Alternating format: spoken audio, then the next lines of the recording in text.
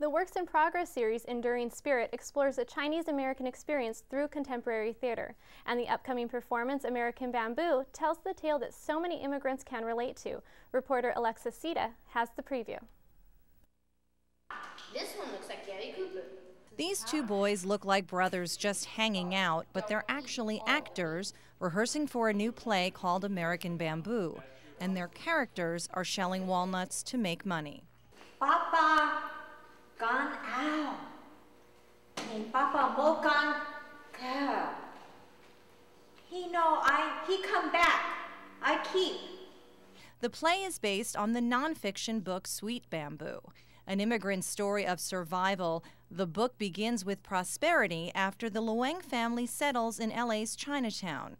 But when the Great Depression hits, fortunes change, and that's where the play American Bamboo begins. So the house will only be in your name, but you're responsible for all Papa's debts. When the family loses their patriarch, the Luangs must do whatever they can to live. And each character's burden is different and poignant. William, as the eldest son, has to deal with the finances of the family and the debts that the father left behind. And he's only 19 years old, so he had to leave college to take care of the family. My character, Monroe, is the 14-year-old boy. His mom wants him to get a job, and he doesn't know how to do anything except for draw. And yeah, it's a hard life. And each actor brings their own life experience to the performance. I'm a mother of 2 children myself, so I feel like I am the mom on set. I can draw upon being broke all the time. And although the play may sound tragic, ultimately the story is about hope. There's a lot of pulling together by the members of the family, and so much of what we look at here is through the eyes of 2 children. For City Cable 3, I'm Alexa Sita. While the March 31 performance of American Bamboo is sold out, you can catch the next performance in the series entitled English Only on April 28th. For more information, go to TorranceCA.Gov.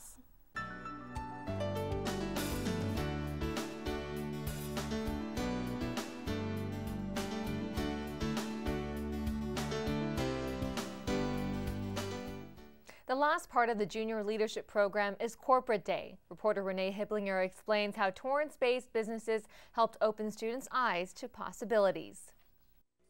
Show leadership qualities that are passionate and with a positive attitude. And based off of just that criteria, we have gotten some outstanding students each year. Pat Sant is talking about the Junior Leadership Program. 8 students are chosen from North, South, and Torrance high schools, which make up the select group of 24. The goal of the program is for the students to really understand the resources here in Torrance, to really understand the history of Torrance, the resources that are available to them. Edelbrock was one of the 2 manufacturing companies the students visited on Corporate Day.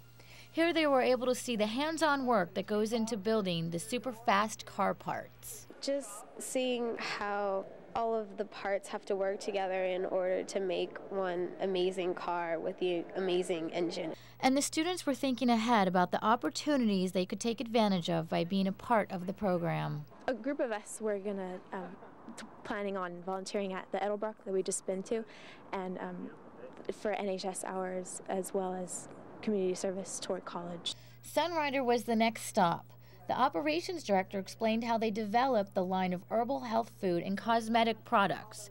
Some students thought Corporate Day was the best of all the field trips. It was entertaining, it was educational, it was just really interesting throughout the entire day. The students will receive a diploma after graduating the program. The certificates are part of what they can mention in their applications to colleges when they apply for colleges or a job. And so it gives them a little bit of a boost ahead of all the competition that they're facing. And San hopes the students will come back and contribute to their community. For them to fall in love with Torrance, go to whatever schools that they're wanting to go to, but come back and work here in Torrance. For This Week in Torrance, I'm Renee Hiblinger. This is the 3rd year for the Junior Leadership Program. Next year, they plan to include students from West High School as well. 60 years ago, one of the city's first housing tracts was created from swampland. Today, it's a thriving community, and I had the chance to celebrate a landmark year with Seaside. My husband, late husband, Ben, developed this area, and he's always told me that his pride was that he made the unuseful land into useful. That useful land is the area known as Seaside.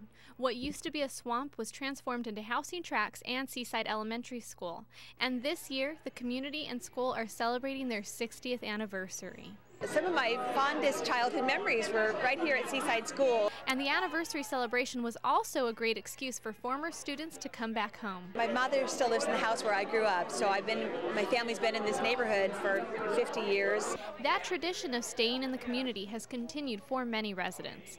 Had a grandchild that went here, and my great-grandson will be starting kindergarten in September. I think it's really reflective of all of Torrance. You know, we consider it a big city, but if you live here, it still really feels like a small city. That small town feel is part of so many idyllic childhood memories, some of which sound like something out of a movie. All the kids were playing in the street, and we would come home when the church bells rang, and it was, I think, a time of innocence in a way. Although times have changed, houses have gotten bigger, and the population has grown, Seaside hasn't changed an inch. It hasn't changed much. The school looks the same, and it's weird, actually, because where we had our 8th grade graduation, it hasn't changed except maybe a little bit of art showed up on the walls. For others, like Haggett, the pride she feels when she remembers her husband's love for the community won't change either. I listened to his story, and so it's still Ben lives in me and Seaside.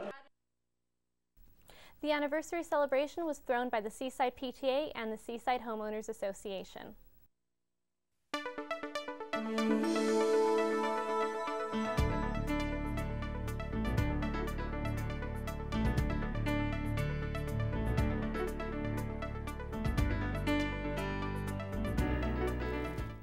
Most of us know that we need to eat better, but sometimes a professional can point us in the right direction.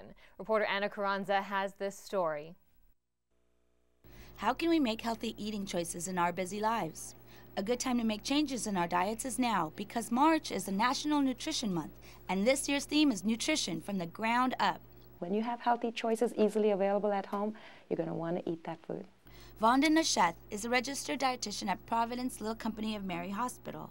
She understands that making that big change in our diets is daunting, stresses baby steps and healthier habits during hectic days when we're on the go and not thinking what we're eating. You work through lunch, you got to get something on the go, and you're hungry. What are you going to do? At lunch, make sure your sandwich is made on a whole grain bread.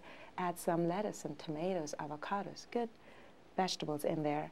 Baby steps are important because we don't have to give up everything, even the fast food. So if you are stopping by a fast food place, try to get the regular portion. Don't look at supersizing your portions. If you have to get a hamburger, go ahead and get the regular hamburger.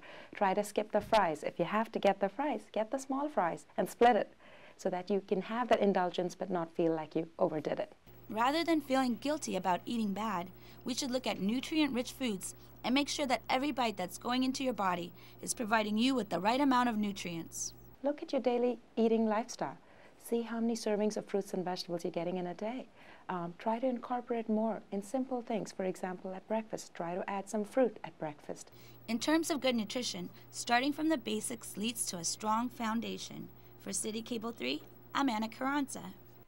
And for more information on healthy living, go to letsmove.gov.